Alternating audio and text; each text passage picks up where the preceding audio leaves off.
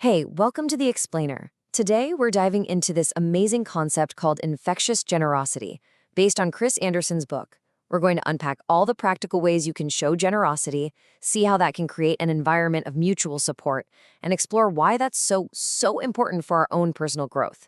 So let's just jump right in with a pretty wild question. It's a startling thought, isn't it? I mean, we all just lived through a global pandemic.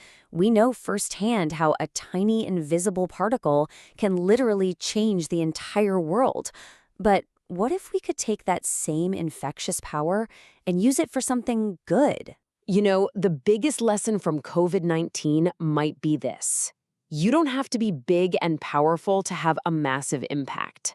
You just have to be infectious. An idea, a pattern of behavior, a simple act of kindness. If it can replicate itself, its impact can be truly limitless. Think about it. The internet was supposed to be this incredible tool for connecting us all. But way too often, it feels like it's become an outrage-generating machine, just fueling this endless downward spiral of anger. But what if we could flip that script? What if we used that exact same technology to start an upward cycle by supercharging the one human impulse that can actually bring us back together? Generosity. Now you might be thinking, okay, generosity sounds nice, but it also sounds expensive. But honestly, that's a huge myth. Let's break down 6 powerful gifts you can give that don't cost a single penny. This is the practical toolkit, the how-to that's available to literally everyone. So the big idea here is that generosity isn't just about money.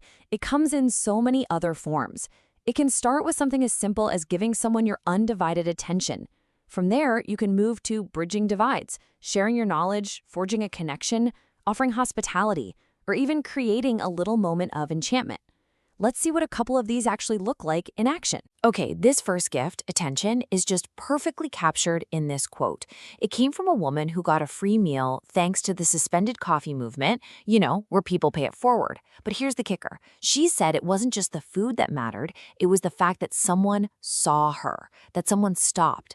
That simple act of paying attention can be the most profound gift you ever give. And that leads us right into the next gift, bridging. In the world we live in today, all polarized, this might just be the bravest form of generosity there is. I mean, instead of just shouting online, people like Dylan Marin and Craig Watts did the unthinkable. They actually engaged. They called their critics on the phone, they invited them over, and look, they didn't always end up agreeing, but that wasn't the point. They found common ground. They saw the human in each other. And that act of reaching across the divide is a gift to all of us. Okay, so we have these individual tools for being generous. That's great. But how do we make it contagious? How do we turn one small, kind gesture into a massive chain reaction? An environment where people are just naturally helping each other out. Well, to make generosity go viral, it turns out you need a few key ingredients.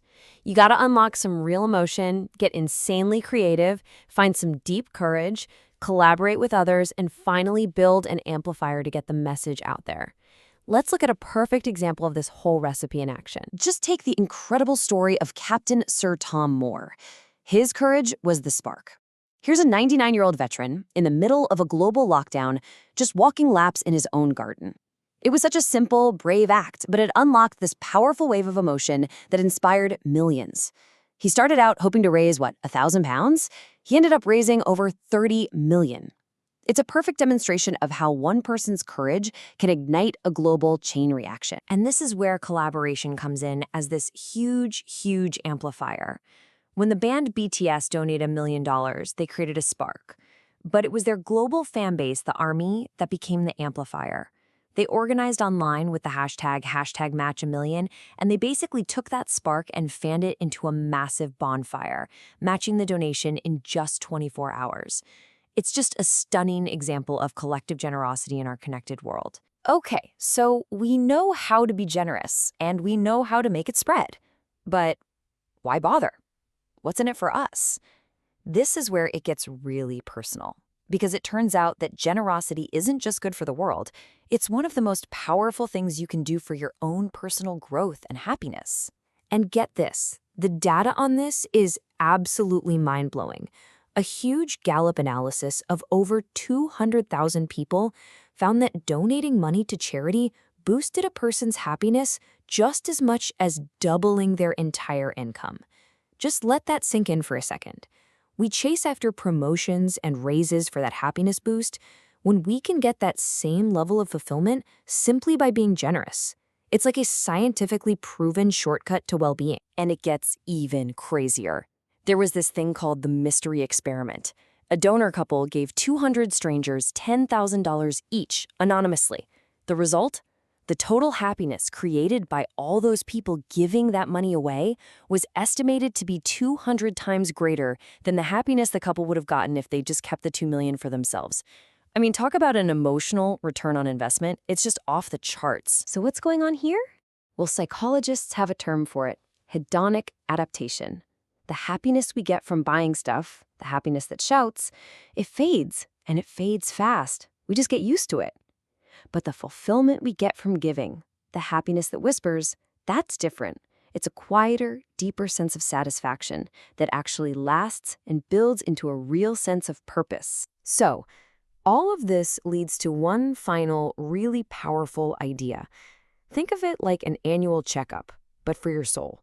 A way to reflect on the kind of life you're actually living. It really all boils down to one simple, but maybe one of the most powerful moral questions we can ask ourselves. And look, this isn't about judging yourself or feeling guilty. It's just about checking in, taking stock. On balance, have I helped more than I've hurt? Have I contributed more than I've consumed?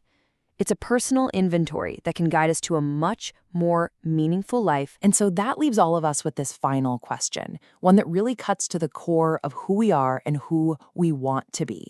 And really thinking about your own answer and how maybe you can tip your own scales a little more toward giving, while that might just be the most important idea worth spreading of all. Thanks for digging into this with me.